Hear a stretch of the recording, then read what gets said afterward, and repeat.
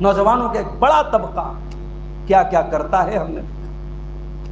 آگے ربیع الاول کا مہینہ آ رہا ہے، ہمارے مسلمان نوجوانوں کی ایک بڑی تعداد محبت رسول کے نام پہ کیا کیا کرتی ہم دیکھ رہے ہیں. ہمارے بنارس میں دنیا بھر کے میلے ہوتے ہیں مسلمانوں میں، غازی میاں کا میلہ، فلاں میلہ، لوتا میں چھڑی کا میلہ، بجٹیا میں کون سا میلہ.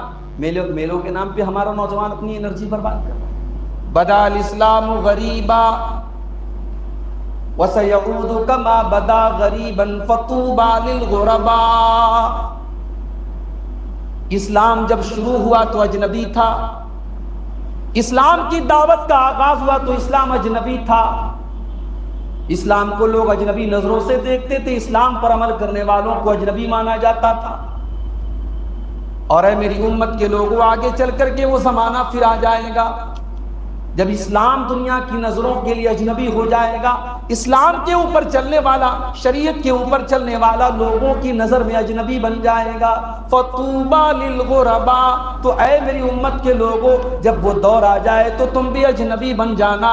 اجنبیوں کے لیے بشارت ہے، اجنبیوں کے لیے بشارت. آج آپ دیکھ لیں،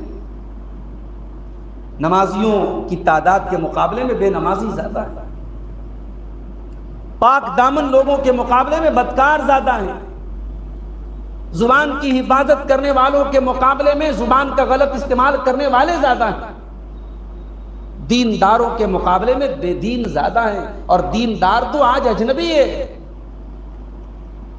بے پردہ لڑکیاں آپ کو ہزاروں لاکھوں کی تعداد میں ملیں گی، اور پردے والی چند ملیں گی جو صحیح پردہ کرتی ہیں، جو اسلامی پردہ کرتی ہیں. حالات یہ ہیں، اور حالات ایسے ہوتے چلے جا رہے ہیں کہ ماحول ایسا بنتا چلا جا رہا ہے کہ ان ہزاروں بے پردہ عورتوں میں ایک پردہ والی خاتون جب جاتی ہے تو وہ اپنے آپ کو اجنبی محسوس کرتی ہے. اللہ کے نبی کہہ رہے ہیں فطوبى للغرباء. بشارت ہے. طوبہ کے معنی بعض علماء نے لکھا جنت کا ایک نام بھی طوبہ ہے، یا جنت میں ایک درخت کا نام بھی طوبہ ہے. جنت ملے گی ایسے لوگوں جو اس دور میں دین پر قائم ہے. ایک اور حدیث دیکھیے، یہ سنن ترمذی کی صحیح روایت ہے. اللہ کے پیارے حبیب صلی اللہ علیہ وسلم فرماتے ہیں یاتی علی الناس زمان الصابر فیہم علی دینہ کالقابض علی الجمر.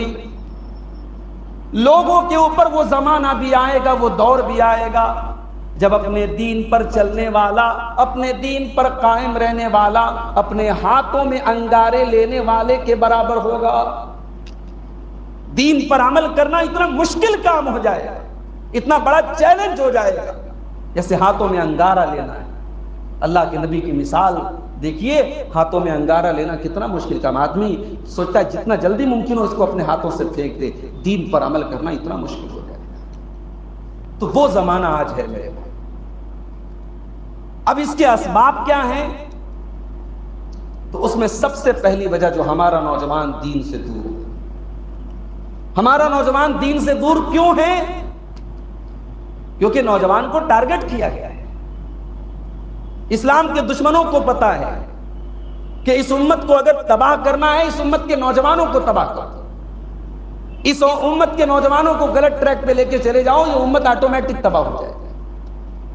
کسی بھی قوم کا، کسی بھی کمیونٹی کا جو کریمی لیئر ہوتا ہے، جو سب سے قیمتی طبقہ ہوتا ہے، وہ نوجوان ہوتا ہے.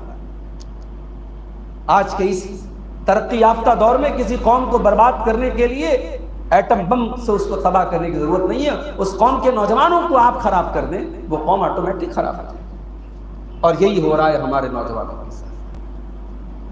آج ہمارا نوجوان کہاں ہے میرے بھائی؟ وہ کیا کر رہا ہے اور اسے کیا کرنا چاہیے؟ انسانی زندگی کا سب سے گولڈن پیریڈ ہوتا ہے جوانی کا دور. اسی دور میں انسان کچھ کرتا ہے، کچھ بناتا ہے. کیا جوانی صرف اس لیے کہ انسان اچھا کھائے، اچھا پہنے، اچھے مکان بنائے، پیسے کمائے؟ نہیں میرے بھائی، ان سب کے اوپر بھی کچھ زندگی کے مقصد ہوتے ہیں. اپنی جوانی کی قدر و قیمت کو ہم پہچانیں. اللہ تعالیٰ نے اس دور کو ہماری زندگی کا سب سے قیمتی دور قرار دیا. سورہ روم کے اندر اللہ نے فرمایا اللہ الذی خلقکم من ضعف ثم جعل من بعد ضعف قوة ثم جعل من بعد قوة ضعفا وشيبا. اللہ تبارک و تعالیٰ نے جب تم کو پیدا کیا تو تم کمزور تھے.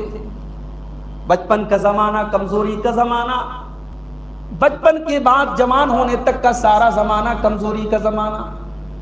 اللہ نے تم کو کمزور بنایا. ثم جعل من بعد ضعف قوة، پھر اللہ نے کمزوری کے بعد تم کو طاقتور بنایا، تم کو 20 سال کا نوجوان بنایا، تمہارے جسم کے اندر انرجی دی، تمہارے جسم کے اندر طاقت دی، تمہیں کچھ کام کرنے کی صلاحیت دی، دماغ دیا. ثم جعل من بعد قوة ضعفا وشيبا، پھر جوانی ڈھلنے لگی، تو 40 کا ہوا، تو 50 کا ہونے لگا، تیرے بال پکنے لگے، تیرے جسم کے اوپر بڑھاپا طاری ہونے لگا، تو ذرا سا چلنے میں ہانپنے لگا، تیرے بدن پہ راشا طاری ہونے لگا، تیرے بال سفید ہونے لگے. پھر دوبارہ تیری زندگی میں کمزوری کا دور آ گیا، یہ بڑھاپے کا دور ہے. غور کیجئے میرے بھائی، بچپن کی کمزوری اور بڑھاپے کی کمزوری کے بیچ میں طاقت کا ایک ہی دور ہے، اور وہ جوانی کا دور. اسی لیے اللہ کے نبی اس جوانی کی قدر کرنے کی تعلیم دیتے ہیں. اللہ کے نبی فرماتے ہیں اغتنم خمسا قبل خمس، 5 چیزوں کی قدر کرو 5 چیزوں کے آنے سے پہلے. 5 چیزوں کی قدر کرو 5 چیزوں کے آنے سے پہلے. شبابک قبل حرمک، اپنی جوانی کی قدر کرو بڑھاپے کے آنے کے پہلے. وصحتک قبل سقمک، اپنی تندرستی کی قدر کرو اس کے پہلے کہ بیمار ہو جاؤ. وغناک قبل فقرک، اپنی دولت کی قدر کرو اس کے پہلے کہ غریب ہو جاؤ. وفراغک قبل شغلک، اپنے ٹائم کی قدر کرو اس کے پہلے کہ تم مصروف ہو جاؤ. وحیاتک قبل موتک، اور اپنی زندگی کی قدر کرو موت کے آنے کے پہلے. تو دشمنوں کا نشانہ ہمارا نوجوان، اسے معلوم ہے اس امت کے نوجوانوں کو برباد کر دو، خراب کر دو، نشے کا عادی بنا دو، پورن کا عادی بنا دو، سیکس کا مریض بنا دو، اسے معلوم ہے. تو یہ پہلی وجہ ہے ہمارے نوجوانوں کے دین سے. دوسری وجہ ہمارا نوجوان دین سے دور کیوں ہے، اس کی دوسری وجہ یہ ہے میرے بھائی کہ ہمارا نوجوان اپنی زندگی کے اصل مقصد سے غافل ہے. دنیا میں ہر چیز کا ایک مقصد ہوتا ہے، اور جب وہ چیز اپنے مقصد کو پورا نہ کرے تو وہ یوز لیس ہو جاتا ہے. بھائی موبائل ہے، موبائل سے آپ آج تو ماشاءاللہ موبائل، کئی میں نے ایک چھوٹا سا ایک مضمون پڑھا تھا کہ آج موبائل کو لوگ اسمارٹ فون کہتے ہیں. وہ ایسے اسمارٹ فون نہیں ہوا ہے، وہ گھڑی کو کھا گیا، کیلنڈر کو کھا گیا، کیلکولیٹر کو کھا گیا، رشتوں کو کھا گیا. 4 لوگ بیٹھے ہیں، باپ بیٹے پوتے دادے سب بیٹھے ہیں، ایک دوسرے سے کسی کو بات کرنے کی فرصت نہیں، سب کے پاس اپنا اپنا موبائل. لیکن یہی موبائل ڈیڈ ہو جائے، اسٹارٹ ہی نہ ہو، آن ہی نہ ہو، تو پھر آپ اسے اپنی پاکٹ میں رکھ کے تو نہیں گھومیں گے، کم سے کم اسے الماری کی دراز میں ڈال دیں گے کہ وہ یوز لیس ہو گیا. یہ مائک کس کا کام ہے؟ میری آواز کو آپ تک پہنچانا. یہ کام نہ کرے تو اس مائک کو ہم کنارے رکھ دیں گے. یہ کیمرہ، اس کا کام ہے فوٹو اور تصویر لینا. کیمرہ اگر تصویر ہی نہ لے تو اس کیمرے کو ہم الماری میں یا کسی کباڑ خانے میں ڈال دیتے. تو یوز لیس، جو چیز اپنے مقصد کو پورا نہ کرے وہ یوز لیس ہو جاتا ہے. ہماری زندگی کا مقصد کیا ہے میرے بھائی؟ بس کھانا کمانا انجوائے کرنا؟ نہیں، یہ تو ہماری زندگی کا مقصد نہیں. اگر یہ مقصد ہے صرف کھانا کمانا انجوائے کرنا، تو قرآن کے 14ویں پارے کی پہلی آیت میں اللہ نے یہ کیوں فرمایا؟ ربما یود الذین کفروا لو کانوا مسلمین. ایک دن وہ دن بھی آئے گا جب کافر لوگ یہ تمنا کریں گے کہ کاش ہم بھی مسلمان ہوتے. ذرهم یاکلوا ویتمتعوا ویلہہم الامل فسوف یعلمون. اے نبی ان کافروں کو کھانے دو، ان کو انجوائے کرنے دو، ان کو لمبے لمبے پلان بنانے دو، ان قریب ان کو اپنا انجام معلوم ہو جائے. کھانا، انجوائے کرنا، لمبے لمبے پلان بنانا، یہ تو کافر کی سوچ اللہ قرار دے رہا ہے. یہ مومن کی سوچ نہیں ہے. مومن کی سوچ کیا ہونی چاہیے؟ مومن کے لیے زندگی کا مقصد کیا ہے؟ سورہ زاریات میں اللہ نے مقصد بتایا. وَمَا خَلَقْتُ الْجِنَّ وَالْإِنسَ إِلَّا لِيَعْبُدُونَ، میرے بندو ہم نے تمہیں اپنی عبادت کے لیے پیدا کیا ہے، ہماری عبادت کرنا، ہم کو راضی کرنا اور ہماری جنت میں داخل ہونا، یہ تمہاری تخلیق کا مقصد ہے۔ قُلْ إِنَّ صَلَاتِي وَنُسُكِي وَمَحْيَايَ وَمَمَاتِي لِلَّهِ رَبِّ الْعَالَمِينَ، اے نبی آپ کہہ دیجئے میری نماز اللہ کے لیے، میری قربانی اللہ کے لیے، میرا جینا اللہ کے لیے، میرا مرنا اللہ کے لیے۔ آج ہمارا نوجوان اپنی زندگی کے مقصد سے ناخبر، اس کی زندگی کا کوئی ایم نہیں ہے، کوئی گول نہیں ہے، اس نے اپنی چہار دیواری اس دنیا کو بنا رکھا۔ ہمارا نوجوان اسی لیے برباد ہے میرے بھائی، کیونکہ اس کی زندگی میں اس کا حقیقی مقصد، اس کا اصل مقصد اس کی نظروں سے ہو جائے۔ اور تیسری چیز، ہمارا نوجوان آج دین سے اس لیے بھی دور ہے کیونکہ اس نے اس ہائی وے کو چھوڑ دیا ہے جس ہائی وے کے اوپر اللہ کے نبی نے ہمیں چھوڑا۔ بھئی آپ کو بابت پور جانا ہے، ماشاءاللہ بہت اچھا ہائی وے بن چکا ہے، بنارس سے لے کے بابت پور اور جونپور، وہ سیدھا راستہ ہے۔ اب سیدھے راستے کو چھوڑ کے آپ گلیوں اور پگڈنڈیوں کے راستے جائیں گے تو شاید آپ بھٹک جائیں گے، شاید آپ منزل پہ نہ پہنچ پائیں۔ تو اللہ کے نبی نے ہمیں دین کا جو راستہ بتایا تو وہ بالکل روشن شاہراہ۔ اللہ کے نبی ایک حدیث میں کہتے ہیں ترکتکم علی البیضاء لیلھا کنہارھا، اے میری امت کے لوگوں میں نے تم کو ایسے راستے پر چھوڑا ہے جو بالکل کلین اینڈ کلیئر ہے، بالکل واضح راستہ ہے، وہاں رات بھی دن کی طرح روشن ہے۔ میرے نبی نے جو دین دیا ہے، جو شریعت دی ہے، اس میں کبھی اندھیرا نہیں ملے گا، 24/7 اس پہ روشنی ہی روشنی ملے گی۔ اور آگے اللہ کے نبی کہتے ہیں لا یزیغ عنہا بعدی الا ہالک، اور میرے بعد میرے راستے سے وہی ہٹے گا جو برباد ہونے والا ہو۔ تو اللہ کے نبی کی جو روشن شاہراہ ہے، منہج ہے، جو راستہ ہے نبی کا، اس سے ہٹنے کی وجہ سے بھی آج ہمارا نوجوان دین سے دور ہے۔ اور چوتھی وجہ، ہمارا نوجوان دین سے دور اس لیے بھی ہے میرے بھائی کیونکہ آج ہمارا نوجوان دنیا پرست بن چکا ہے۔ اس کی زندگی میں دنیا کے آگے کوئی مقصد نہیں ہے، کوئی منزل نہیں۔